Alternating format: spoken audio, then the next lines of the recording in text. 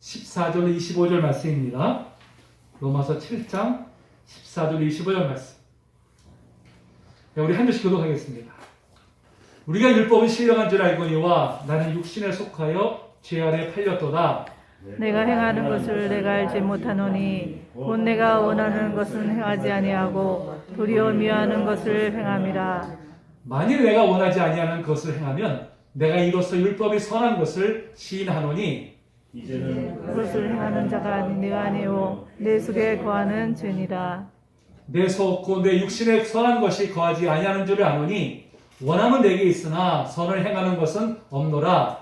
내가 원하는 바 선은 행하지 아니하고 도리어 원하지 아니하는 바 악을 행하는도다. 만일 내가 원하지 아니하는 것을 하면 이를 행하는 자는 내가 아니요 내 속에 거하는 죄니라. 그러므로 내가 한 법을 깨달았노니 곧 선을 행하기 원하는 나에게 악이 함께 있는 것이로다. 내 속사람으로는 하나님의 법을 즐거워하되 내 지체 속에서 한 다른 법이 내 마음의 법과 싸워 내 지체 속에 있는 죄의 법으로 나를 사로잡는 것을 보는도다. 오라 나는 공고한 사람이로다. 이 사망의 몸에서 누가 나를 건져내랴. 우리 주 예수 그리스도로 말미암아 하나님께 감사하리로다. 그런즉 내 자신이 마음으로는 하나님의 법을 육신으로는 죄의 법을 섬기노라. 아멘. 오늘 나는 비참한 사람입니다. 제가 함께 노래 나누려고 합니다. 여러분 그 하덕규 씨가 지은 그 가시나무라는 노래 아시죠? 되게 유명한 그런 노래입니다. 내 속엔 내가 너무도 많아 당신의 쉴 곳 없네. 내 속엔 헛된 바람들로 당신의 변할 곳 없네. 다 불러면 좋겠지만 그렇게 생각하겠습니다. 예. 내 속에 내가 어쩔 수 없는 어둠, 당신의 쉴 자리를 뺐고 내 속에 내가 이길 수 없는 슬픔, 무성한 가지나무 숲 같네. 이 노래가 이제 하덕규 씨 신앙 고백으로 알려져 있죠. 신앙 고백으로. 아마도 추측하건대 오늘 본문 말씀을 읽고서 영감을 얻어서 아마 쓰여지지 않았을까 이렇게 이제 제가 이제 추측을 해봅니다. 이 노래말을 보면요, 자신의 내면 안에 있는 여전히 남아있는 그런 부정적인 면들을 바라보면서 탄식하는, 정말 자기도 어쩔 수 없는 그 죄성의 모습을 보면서 탄식하는 이제 그런 내용입니다. 여러분 사실 이 노래말처럼요, 우리 안에 정말 참으로 다양한 면들이 존재하죠. 선한 면이 있는 반면에 악한 면 또한 존재합니다.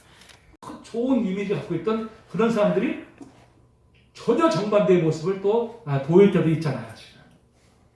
우리 가끔 이제 또 큰 악을 행해서 사회적으로 무리를 일으키는 사건들을 접하게 됩니다. 그런 일을 행하는 사람들의 그 인상을 본다면 너무나 선한 이미지를 가지고 있는 사람들도 있어요. 그런 사람들 얼굴 보면서 우리 뭐라고 합니까? 아니 어떻게 저렇게 멀쩡한 얼굴을 가지고 어떻게 저런 악한 일을 저질 수 있지? 우리 이렇게 말들을 하잖아요. 여러분 그것이 바로 인간의 본질이라는 것입니다. 평소에 너무나 반듯하고 나쁜 일은 근처에도 가보지 않았을 것 같은 사람이 또한 끔찍한 범죄를 저질 수 있는 것이 바로 인간이라는 것입니다. 오늘 본 말씀은 그러한 내면의 모습을 바라보면서 탄식하는 바로 이제 그런 내용입니다. 자, 오늘 본 말씀을 우리가 온전히 이해하기 위해서는요, 가장 우선적으로 정의해야 될 부분이 있어요. 그것은 뭐냐면 오늘 본문에 나오는 나가 누구냐 하는 거예요. 나가 누구냐 하는 것입니다. 여기서 보면 계속해서 나오잖아요. 내가 원하는, 계속해서 나라는 주제가 나와요. 도대체 그럼 나는 누구냐? 여기에 대해서 사실 오랫동안 많은 논쟁이 있어 왔어요. 많은 다양한 의견들이 있었습니다.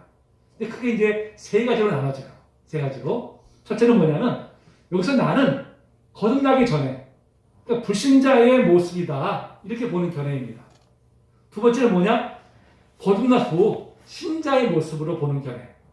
두 번째입니다. 세 번째가 뭐냐? 예수를 믿기를 거부하는 유대인의 모습이다, 이렇게 보는 견해가 있어요. 그 외에도 여러 가지 견해가 있지만 크게 나눠서 이 세 가지 견해가 있습니다. 자, 첫 번째 이 불신자의 모습으로 보는 견해는 사실 가장 오랜 세월 동안 가장 많은 사람들에 의해서 지지를 받아왔어요. 그 근거가 뭐냐 보니까 오늘 14절에 보니까 육신에 속하여라고 말했죠. 속하여. 이 속하여라는 단어가 현재 시제예요. 현재, 그랬더니 현재. 그 현재 육신에 속해 있으니까 이거는 불신자의 모습이다 이렇게 보는 것이죠. 그 다음에 14절에 또 죄의 종이 되었다 이렇게 표현하고 있고 15절에서도 자기가 원하는 것은 행치 아니하고 원치 않은 것을 행한다. 또 24절에서도 오래하는 곤고한 자로다. 이 사망의 몸에서 누가 나를 건져내랴. 이렇게 탄식하는 걸 보면 아 이건 틀림없이 불신자의 경험이다. 이렇게 이제 보는 것입니다. 실 타당성이 있죠. 타당성이. 자 그런데 자 여기에 대해서 또 반박편을 또 살펴보면 또 다른 결론에 우리가 도달하게 돼요. 자 19절에 보니까요. 마음으로는 선을 원한다 이렇게 말하고 있어요. 이거는 불신자에게서 나올 수 없다는 것입니다. 선을 행하는 그 원하는 것 자체가 또 하나님의 법을 즐거워하고 또 선을 행하기 원한다. 이것들은 다 뭐예요? 참된 신자의 모습 아닙니까? 신자의 모습들. 그렇다면 왜 바울사도는 14절에서 나는 육신에 속하여라고 현재형으로 말씀하고 있는 걸까요? 무엇 때문에? 자, 이 말씀 한번 읽어볼까요? 자, 시작. 형제들아 내가 신령한 자를 대한 것 같이 너에게 말할 수 없어서 육신에 속한 자 곧 그리스도 안에서 어린아이들을 대한 것 같이 하노라. 아멘. 자, 고린도 교회 교인들이 분명히 신자예요. 그들은 거듭난 사람들이지만 그들의 행위가 보면 아직도 그에 합당한 성숙함이 이르지 못하고 있어요. 아직도 여전히 어린아이 신앙에 머물러 있다는 것입니다. 그 모습이 마치 육신에 속한 자 같기 때문에 이렇게 표현을 한 것이죠. 이 말씀을 적용해 보면 오늘 여기서 얘기한 14절에 육신에 속하였다는 것도 실제 육신에 속하였다는 것이 아니라 거듭났음에도 불구하고 여전히 불신자의 모습을 갖고 있다. 이걸 이제 탄식하는 그런 내용이라는 것이죠. 자, 이 두 가지의 견해를 보면요. 둘 다 타당성이 있어요, 사실은요. 그래서 어느 한편이 옳다, 어느 한편이 그르다 이렇게 사실 결론 내리기는 어렵습니다. 제 자신의 오랜 이 신앙생활의 경험이나 목회 경험을 살펴보면은 저는 오늘 본문에서 말씀하는 나는 분명히 거듭난 그리스도인의 고백이다. 이렇게 저는 이제 확신을 갖게 됩니다. 사실 많은 그리스도인들이 거듭났음에도 불구하고 어떻게 해요? 끊임없이 죄와 싸워야 되잖아요. 끊임없이. 죄와 싸우려 승리도 하지만 때때로 우리가 어떻습니까? 또 넘어지기도 하잖아요. 그런 경험도 우리가 다 가지고 있어요. 그러니까 만약에 본문에서의 나를 불신자의 경험이다, 불신자의 고백이다 이렇게 주장하게 되면은 어떤 문제가 발생할까요? 그러면 거듭난 그리스도인들은 전혀 죄를 짓지 않는다. 이런 결론에 도달하게 되잖아요. 이건 사실 비성경적입니다. 사실은. 그렇지 않습니까? 여러분 분명히 우리 자신의 모습을 보더라도 구원받고 거듭났음에도 불구하고 여전히 죄를 짓고 여전히 죄에 걸려서 우리가 넘어지기만 하지 않습니까? 그렇다면 여러분 우리가 죄를 졌으니까 우리는 구원받지 못한 것일까요? 아니죠.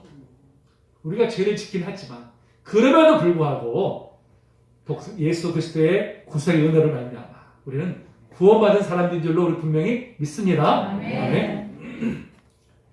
또 어떤 분들은 이제 바울같이 위대한 사도가 이러한 갈등을 겪을 리가 없다. 그렇기 때문에 이것은 바울이 예수님을 만나기 전에 자신의 모습을 고백한 것이다. 또 이렇게 주장하는 사람들도 있어요. 또 그것도 들어보면 또 그럴듯해 하시는요. 근데 여러분 빛이 밝을수록 티끌도 더 확연하게 드러나잖아요. 그렇죠? 우리가 성화되어 갈수록 우리 마음속에 있는 아주 작은 죄까지도 사실 더 크게 드러나는 걸 우리가 다 경험하고 있습니다. 그렇죠? 그러니까 바울 사도는 하나님 앞에 가까이 가면 갈수록 자신의 죄가 더 드러나는 경험에서 이렇게 고백하고 있는 것이죠. 또 바울 사도도 사실은 위대한 사도임에도 불구하고 그조차 죄에서 완전히 자유로울 수 없는 연약한 인간이라는 것입니다. 자, 이 말씀 한번 읽어볼까요? 자, 시작. 바울은 함벨리아에서 자기들을 떠나 함께 일하러 가지 않은 자를 데리고 가는 것이 옳지 않다 하여 서로 심히 다투고 피차 갈라서니 하나는 마가를 데리고 배 타고 그물로 가고. 아멘. 자, 이 말씀은 선교여행을 떠나는 바울과 바나바가 그 마가를 동반하는 것 때문에 서로 견해가 충돌하잖아요. 어떻게 했어요? 서로 심히 다투어서 갈라졌다 그랬어요. 저는 이 말씀 보면요. 위로를 받아요. 위로를. 야, 바울과 바나바가 저렇게 위대한 사람들 이렇게 싸우는구나. 저렇게 연약한 인간의 모습을 보이는가 하면 저는 위로를 사실 받아요. 그렇지 않습니까? 나도 이런 면에서 참 용납이 되는구나 이렇게 우리가 또 생각하게 되잖아요. 여러분 아무리 완벽하게 보이는 사람일지라도요 여전히 연약한 인간에 불과합니다. 여러분 이 세상에 완전한 사람은 없어요. 한 사람도 없어요. 일단 오늘 이 본문에서의 나는 거듭난 구원받은 그리스도인이 신앙생활의 여정 속에서 겪는 그런 갈등을 묘사한 것으로 보는 것 이것이 가장 타당하다고 저는 생각합니다. 자 이제 이런 관점으로 오늘 본문이 주시는 은혜를 함께 나누려고 합니다. 자 그럼 여러분 구원받은 그리스도인이 오늘 본문에 보니까요 나타나는 특징이 있어요.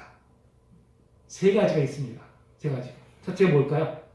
자신 안에 있는 죄를 깨닫게 된다는 것입니다. 죄를. 구원받은 그리스도인이 은혜를 받고 나면요 율법이 얼마나 거룩한 건지를 깨닫게 되면서 죄가 살아남을 경험하게 돼요. 로마서 7장 9절에 보니까 이렇게 말씀하고 있어요. 전에 율법을 깨닫지 못했을 때에는 내가 살았더니 계명의 이름에 죄는 살아나고 나는 죽었도다. 그래서 죄가 살아났다는 건 뭘 뜻한다 그랬죠? 무엇을 뜻한다 그랬죠? 그것은 자신이 얼마나 큰 죄인인지를 깨닫게 되었다는 것입니다. 은혜 받기 전에 사실은 죄에 대해서 우리가 다 무감각했어요. 죄를 죄로 깨닫지 못했습니다. 근데 은혜를 받고 나니까 죄를 죄로 깨닫게 되었다는 것이죠. 그리고 이때 비로소 우리 마음속에 뭐가 생겨납니까? 어떤 마음이 생겨나요? 죄를 이제는 멀리하고 선을 행하고자 하는 마음이 일어나잖아요. 그것이 바로 오늘 19절에 보니까 내가 원하는 바 선은 21절에서도 내가 한 법을 깨달았노니 그 선을 행하기 원하는 나에게 또 22절에서도 내 속사람으로 하나님의 법을 즐거워하되 이렇게 말씀하고 있잖아요. 이 모든 것이 다 뭡니까? 은혜에 임하고 나니까 전에는 죄를 죄로 깨닫지 못했던 마음이 이제 죄를 깨닫게 되었고 이제 죄를 멀리하고 선을 행하기를 원하는 마음이 생겨났다는 것이죠. 여러분 이제 이렇게 은혜를 받고 나면요 하나님의 법을 지키는 것이 더 이상 무거운 짐이 아니라 이게 즐거운 것으로 바뀌게 돼요. 이게 진짜 엄청난 정말 놀라운 변화가 아닐 수 없습니다. 전에 은혜가 없었을 때는요 그래도 우리 안에 양심이라는 게 남아있었잖아요. 양심이라는 것이. 그러니까 죄를 범하게 되면 양심이 찔리지 않습니까? 두려워하죠. 두려움. 그래서 그 두려움 때문에 사실은 내가 죄를 좀 멀리 하려고 했었어요. 그런데 내 힘으로 하려다 보니까 이게 사실은 무거운 짐이 됩니다. 무거운 짐이. 그렇죠? 그리고 늘 두려움에 쌓여서 살아갈 수밖에 없는 것이 그것이 과거의 우리의 모습이었어요. 그런데 이제 은혜가 임하고 나니까요. 두려움 때문이 아니라 구원받은 백성으로서 의당 그 은혜에 보답하고자 하는 마음으로 우리가 이제 하나님의 법을 지키게 되었다는 것입니다. 그러니까 이제 율법을 지키는 것이 무거운 짐이 아니라 즐거움으로 바뀌게 된 거예요. 제가 이 로마서를 강의하면서 계속 강조하는 부분이 무엇입니까? 여러분 믿음과 율법은요 결코 상반되지 않다는 것입니다. 많은 사람들이 행위로 구원받는 것이 아니라 믿음으로 구원받는다는 것을 마치 율법이 폐기된 것으로 오해하고 있어요. 그래서 은혜로 구원받는다는 것을 이제 율법을 지키지 않아도 되는가 보다 이렇게 생각들을 합니다. 근데 주님은 뭐라고 말씀하셨죠? 주님은 율법은 결코 폐지 않는다고 말씀하고 있잖아요. 또 읽어볼까요? 자, 시작. 내가 율법은 선자를 폐하러 온 줄로 생각하지 말라. 폐하러 온 것이 아니요 완전하게 하려 합니다. 그러나 율법의 한대기 떨어짐보다 천대 없어짐이 쉬우리라. 아멘. 율법 한해 떨어지지 않는다고 분명히 말씀하고 있어요. 또한 요한사도도 우리가 율법을 지키는 것은 하나님을 사랑하기 때문에 지킨다고 그렇게 말씀하고 있어요. 또 읽어볼까요? 자, 시작. 하나님을 사랑하는 것은 이것이니 우리가 그의 계명들을 지키는 것이다. 그의 계명들은 무거운 것이 아니로다. 아멘. 이를 볼 때 여러분 성경 어디에도요 율법이 폐해졌다고 말씀하고 있지 않아요. 분명히. 그럼에도 오늘날 많은 그리스도인들이 율법이 폐해졌거나 또 굳이 지키지 않아도 나는 구원받는 것은 전혀 상관없어. 이렇게 생각들 하고 있어요. 엄청난 오해죠. 사실. 엄청난 오해. 이로 인해서 이 그리스도인의 삶이 점점 믿지 않는 사람들과 구별되지 않고 있습니다. 아니 도리어 도덕적인 면에서는 믿지 않는 사람들보다 못할 때가 얼마나 많은지 모릅니다. 여러분 이게 얼마나 사실 안타까운 일입니까? 요새 보니까 재판 중이라고 이제 나오는데 얼마 전에 그 입양한 아이를 때려 숨지게 한 정의 사건 기억하시잖아요. 불과 3살밖에 안 된 아이를 너무나 참혹하게 때려 죽였어요. 근데 정말 당혹스러운 것이 무엇입니까? 그 양부 모두가 다 목회자 가정에서 성장한 자녀들이라는 거예요. 둘 다 기독교 학교에서 만나 결혼했어요. 양부는 기독교 방송국 CBS에서 근무했던 직원입니다. 아니 겉으로 볼 때는요. 이보다 더 정말 신실한 믿음의 가정이 어디 있겠어요. 둘 다 그냥 목사님 가정에서 태어났지. 기독교 가정 학교 다녔지. 기독교 그 회사에 다녔지. 정말 완벽한 믿음의 가정이잖아요. 근데 어떻게 그런 가정에 성장한 사람들이 어떻게 하나님 믿는 사람들이 이렇게 참혹한 일을 저지를 수 있을까요? 이건 정말 믿기지가 않는 일이잖아요. 믿기지가 않는 일. 그래서 저는 이 사건을 보면서 여러 가지 물론 그 원인이 있겠지만 무엇보다도 우리가 이 믿음으로 말미암는 구원의 의미를 잘못 알고 있는 것이 그 원인 중에 하나라고 생각합니다. 여러분 믿음을 단지 그냥 관념적인 것으로 우리가 인식해서 하나님의 계명을 살면서 순종하는 훈련을 우리가 소홀히 하고 있기 때문에 이런 일도 일어나는 것이 아닌가 생각돼요. 물론 뭐 극단적인 한 예지만 그럼에도 우리를 너무나 부끄럽게 하는 그런 사건이 아닐 수 없습니다. 여러분 거듭남으로 우리가 구원은 이미 득했지만요. 그렇다고 해서 이제 내 뜻대로 내 마음대로 막 살아도 되는 것은 결코 아닙니다. 우리가 부모의 은혜를 안다면 부모의 뜻을 살피고 부모의 뜻에 자발적으로 순종하지 않습니까? 여러분 우리가 하나님의 은혜를 안다면 하나님의 뜻을 살피고 그 뜻에 우리가 순종하는 것은 너무나 마땅한 거예요.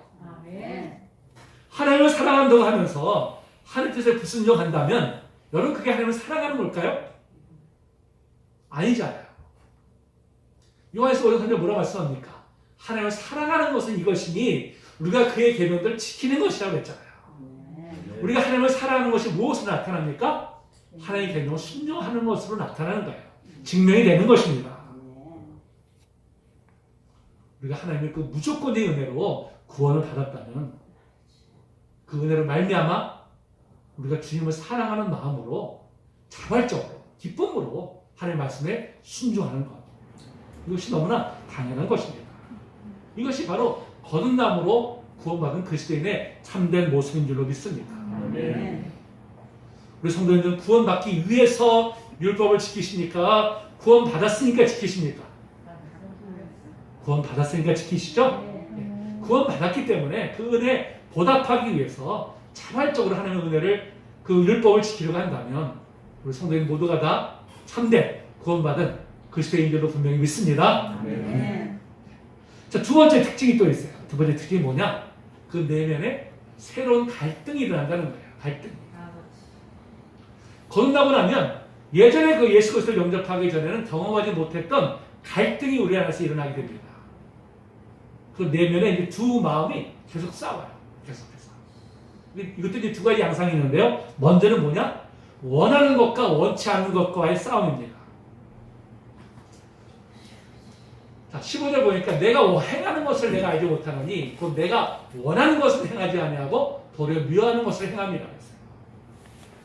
내 속옷도 내 육신에 선한 것이 거하지 아니하는 줄을 아노니 원함은 내게 있으나 선을 행하는 것은 없도다 그랬습니다.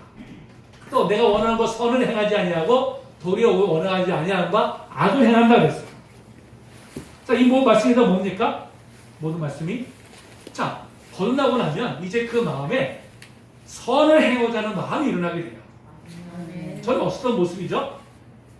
그런데 여전히 또 우리 안에는 어떤 마음이 있습니까? 죄를 가까이 하려고 하는 또 그 마음이 있다는 거예요.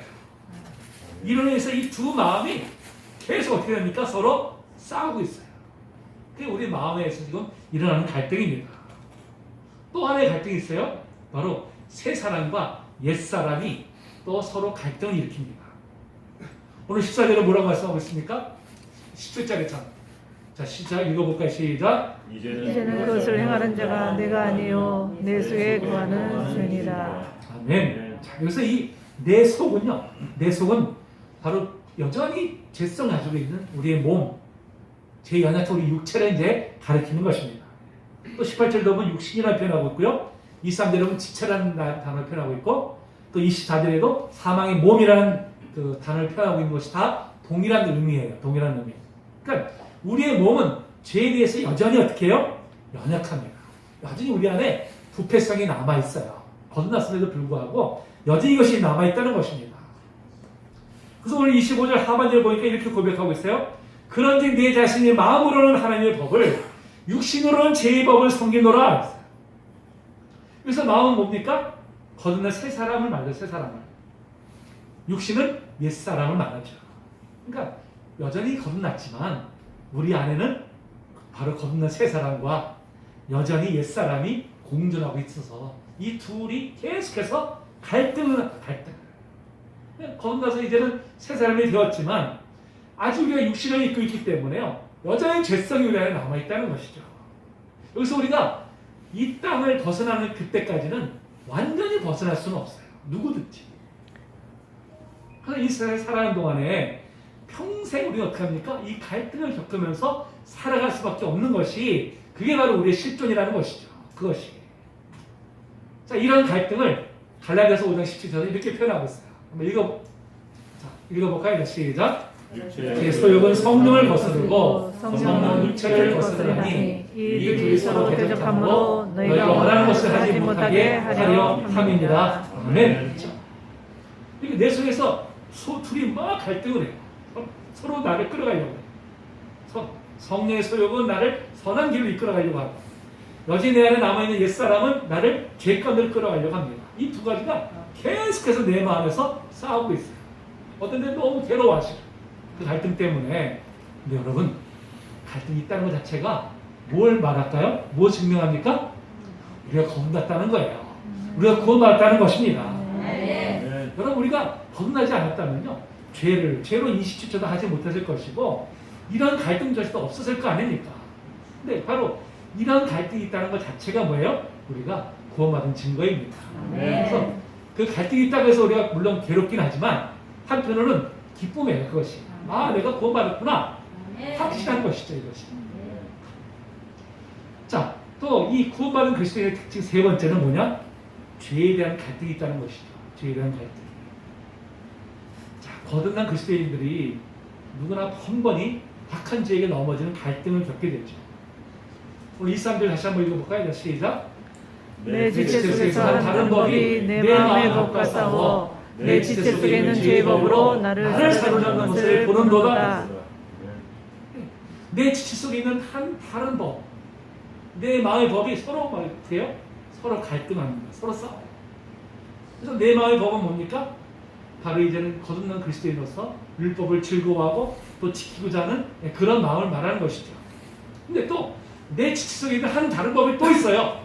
이건 뭡니까? 우리를 끊임없이 범죄하게 하고 우리를 죄로 이끌어가는 것을 이제 말하죠. 근데 번번이 우리가 어떻습니까? 이 죄의 소욕에 따라서 우리를 넘어지게 만들잖아요. 그야말로 마음은 원이로되 아직 육신이 약해가지고 번번이 우리는 죄에 걸려서 넘어지고 맙니다. 이것이 뭐예요? 영적인 패배죠?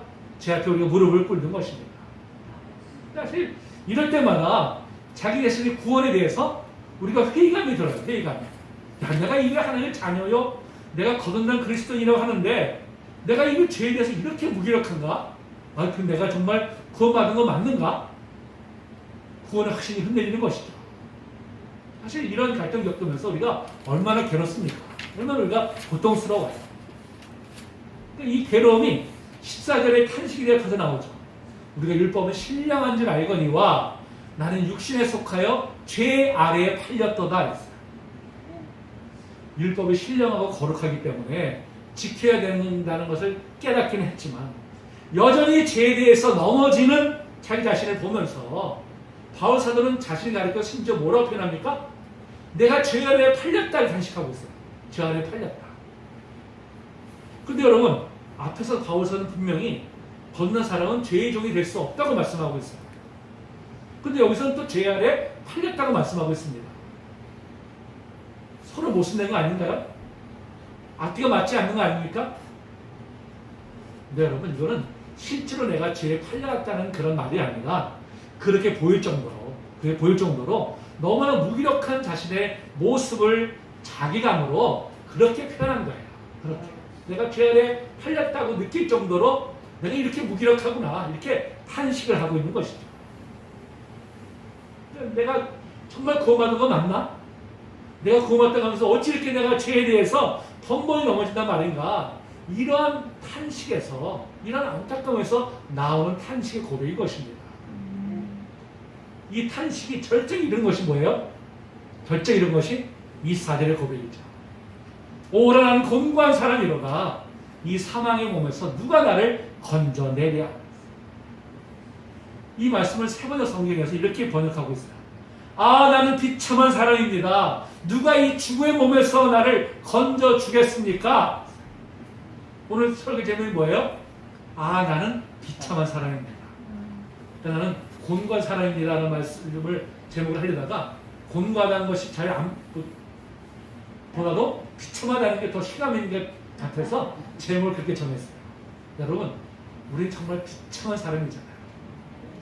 여전히 죄에 걸려 넘어지는 우리 모습들을 보면서 정말 나는 정말 비참한 사람, 나는 정말 구제불능이구나, 이렇게 우리가 탄식을 합니다. 여러분, 우리 구원을 받았지만요, 여전히 죄 가운데 있는 죄인이에요.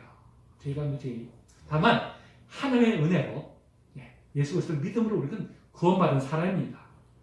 우리는 결코 이것을 잊어서는 안 돼요. 예전보다 내가 조금은 더 거룩한 삶을 산다고 해서 마치 죄로부터 내가 완전히 자유함을 입은 것으로 여러분 그렇게 착각해서는 안 됩니다. 여전히 우리는 죄 가운데 있는 죄인이에요. 이렇게 착각했던 대표적인 부류가 누구예요?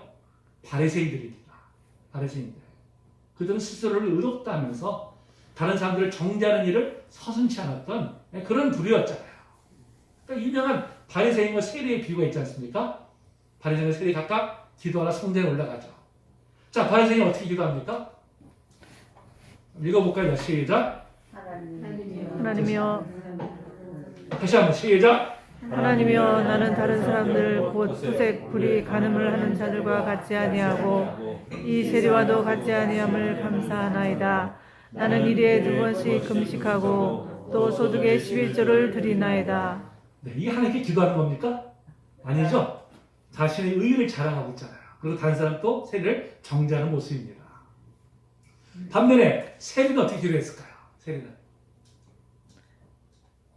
자, 또 읽어봅니다. 시작. 세리는 멀리 서서 감히 눈을 들어 하늘을 쳐다보지도 못하고 다만 가슴을 치며 이르되 하나님이여 불쌍히 여기소서, 나는 죄인이로소이다 하였느니라. 아멘. 세리는 자신이 죄인됨을 하나님 앞에서 철저하게 깨닫고 있었어요. 철저하게. 둘 중에 누가 의롭다고 받았습니까? 누가? 세리. 바리새인이었어요? 아니죠. 세리가 의롭다고 받았어요. 여러분, 하나님 앞에서 의로운 사람은요, 자신이 죄인됨을 알고 하나님의 은혜를 구하는 사람입니다. 아멘. 다른 사람보다 내가 종교적인 행위를 좀 더했다고, 내가 조금 거룩한 삶을 산다고 자기를 스스로 의롭게 여기는 사람이 하나님께 의로운 사람이 아니에요. 그러나 오늘날 우리가 신앙생활을 좀 오래 한 사람들이 자칫 바리새인과 같이 변질되곤 합니다. 그런 모습을 우리가 너무나 많이 봐요. 만약 우리가 죄인이다 하면 아멘 해요. 다 고백해요. 근데 실제로는 자신을 의롭다 여깁니다. 그러니까 누군가가 자신의 잘못을 지적하면요, 펄펄 뛰어요. 펄펄 뛰죠. 그러면서 또 자신은 다른 사람들의 잘못에 대해서 쉽게 또 판단하고 또 쉽게 또 정죄하고 합니다. 여러분, 이런 모습이 뭐예요? 그야말로 바리새인과 다를 바 없는 모습 아닙니까? 여러분, 우리가 무엇이 관데 다른 사람을 우리가 함부로 판단하고 우리가 함부로 우리가 정죄할 수 있겠습니까? 똑같은 죄인인데, 똑같은. 여전히 우리가 연약한 모습인데 누가 우리가 다른 사람을 이렇게 쉽게 판단하고 정죄할 수 있겠어요? 그럼 다른 사람 우리가 판단하고 정죄하기 전에 우리는 자신의 내면의 모습을 먼저 살펴보아야 합니다. 내가 정말 그럴 만한 자격이 있는지. 우리 성도님들은 자신의 죄에 대해서 얼마나 지금 민감하십니까? 자신이 어찌할 수 없는 너무나 절망적인 죄인임을 인식하고 계십니까? 아는 소리 별로 없네요. 아멘. 자, 그러나 그럼에도 하나님 무조건의 은혜로 구원받은 것을 믿으십니까? 아멘. 네? 그렇죠. 우리가 바울 사도처럼 나는 정말 비참한 사람입니다. 이런 탄식이 있을 때 우리를 향하시는 하나님의 은혜가 얼마나 놀라운지를 우리가 깨닫게 됩니다. 아멘. 여러분, 이 하나님의 은혜는요, 내가 절망적인 사람인 걸 깨달을수록 그 은혜가 더 크게 오는 거예요. 내가 의롭다고 생각할수록 하나님의 은혜는 크게 다가오지 않습니다. 무감각해져 버려요. 입술로는 다 우리 하나님의 은혜입니다 찬양하지만 실제로는 그 마음속에 은혜가 없어요. 내가 죄인됨을 깨달을 때, 나는 절망적인 사람입니다, 정말 비참한 사람입니다를 깨달을수록 하나님의 은혜가 더 크게 다가오게 되는 것입니다. 아멘. 근데 여러분, 이 은혜가 어떻게 임했어요? 바로 예수 그리스도를 통해서. 25절 고백하잖아요. 우리 주 예수 그리스도를 말미암아 하나님께 감사하리로다. 아멘. 여러분, 이렇게 자신이 어찌할 수 없는 죄인임을 깨달을 때 이 깨달음이 우리를 예수 그리스도께로 우리를 인도해요. 예수님께는 구원의 소망이 있음을 우리가 깨닫게 되기 때문에 그렇습니다. 여러분, 그렇죠. 우리는 죄에 대해서 절망적인 존재이지만 예수 그리스도의 은혜는 이 죄의 권세를 능히 물리치시고 우리를 구원으로 인도해 주십니다. 아멘. 우리는 모두가 다 예수 그리스도의 은혜로 구원을 받았어요. 비록 나는 비참한 사람입니다 라고 탄식하지만 여러분, 그 탄식은 더 이상 절망적인 탄식이 아닙니다. 우리로 하여금 구원의 소망에 이르게 하는 탄식이면서도 감격의 고백이에요. 아멘. 우리 모두에게 다 이런 고백이 있기를 원합니다. 아멘. 나는 절망적인 사람, 난 비참한 사람이야, 나는 어쩔 수 없어, 이제는 예수님 날 구원하지 못해 하고 절망하는 것이 아니라 내가 이렇게 절망이 있는 나에게 구원의 은혜를 베풀어 주신 그 주님의 은혜를 우리가 깨닫게 되면서 우리는 어떻게 해요? 소망 가운데로 나가는 것이죠. 소망 가운데.